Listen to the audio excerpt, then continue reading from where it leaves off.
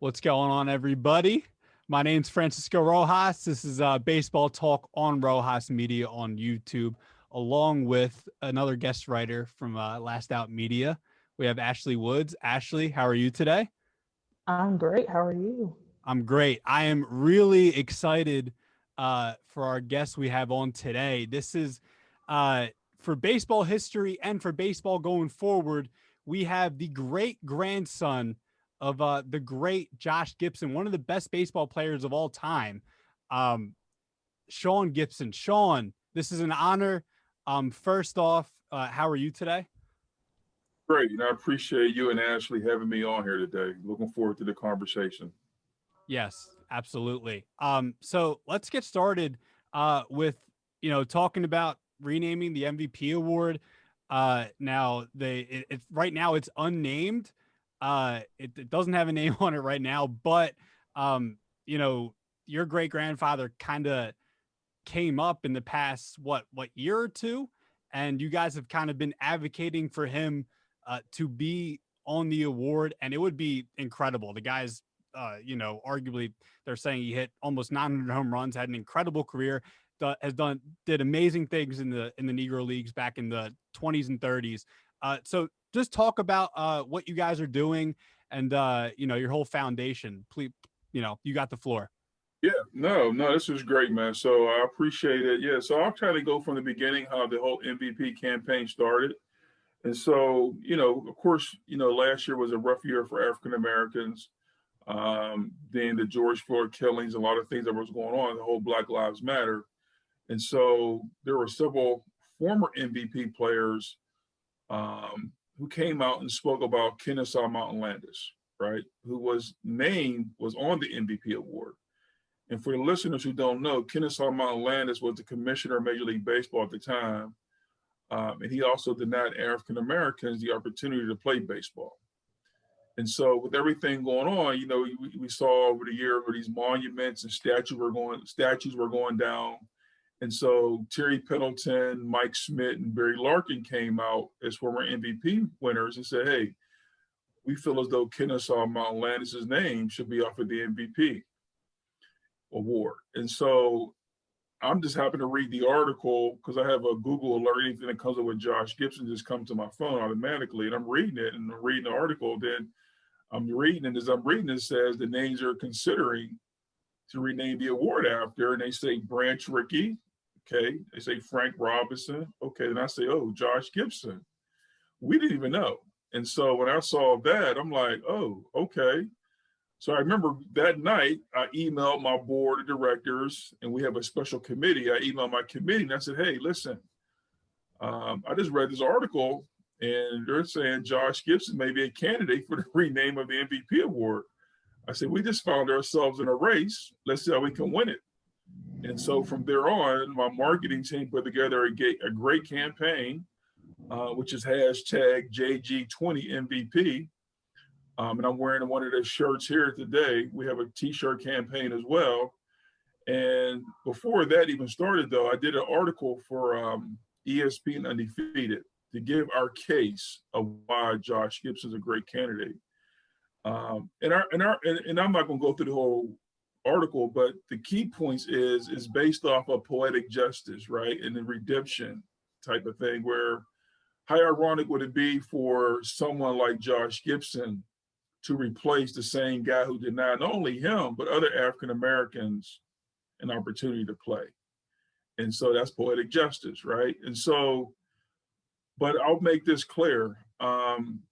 If Josh Gibson was to receive the award, had the award named after him, I should say, it's not about Josh, right? It'll be about those 3,400 men that were denied the opportunity. So yes, the MVP itself will be named after Josh Gibson, but it's bigger than that. It's bigger than that. Kennesaw Mountain Landis denied over 3,400 men the opportunity. And so all those 3,400 men will be on Josh's shoulders if he wins the MVP, if it's named after him. And that's the most important thing that I want people to know. It's not just about Josh Gibson. And so we do have a website, jg20mvp.com. Go to the website. You can learn more about our mission, our campaign. Here, read some of the articles, see some of the quotes by some of the famous baseball players, as well as sign a petition. And so right now, we don't know when this will take place, the renaming of the award. It's not a MLB decision. This comes from the Baseball Writers Association. And if you know anything about the Baseball Writers Association, they meet twice a year. They meet All-Star break. They meet in December, the winter meetings. So we can kind of speculate when it may happen. It may happen in July. I doubt that happens in December. That's going to be after the award again. So, but that's where we're at right now. We have a great campaign, and we appreciate the support, and it's going well so far. We just want, hope it's going great. We'd be even greater in July if they named it after Josh. So, right. And so where you guys are at right now, you guys said you've been gaining some support for the campaign and whatnot. So the outlook right now, how optimistic are you that this could possibly happen?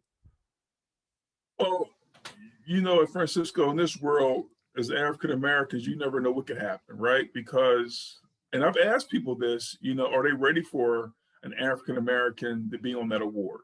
You know what I mean? In these times. Optimistic. I mean, of course, we would want Josh's name on there. I mean, that's a legacy that will leave a long legacy for the Gibson family. How realistic is it? We don't know. I mean, it's not up to the community to vote. If it was up to the community, then that'd be a little different. But you have the Baseball Writers Association, and what we're trying to do is with our campaign. So we have Reggie Jackson speak on it, Barry Bonds, Andrew McCutcheon, the Pittsburgh Pirates endorsed it. The Pirates manager, Derek Shelton, endorsed it. We got Franco Harris behind us, Al Oliver. So our goal is really to get the campaign out there on social media. So when the Baseball Writers Association voters see, hey man, it's a big push here for Josh. Let's reconsider it. But also a thing though is that when December came, I know we're gonna get into this, when Major League Baseball made the announcement to integrate Negro League stats, I think that may have helped Josh's case, because now Josh is not considered one of the greatest Black baseball players. He's considered one of the greatest baseball players ever.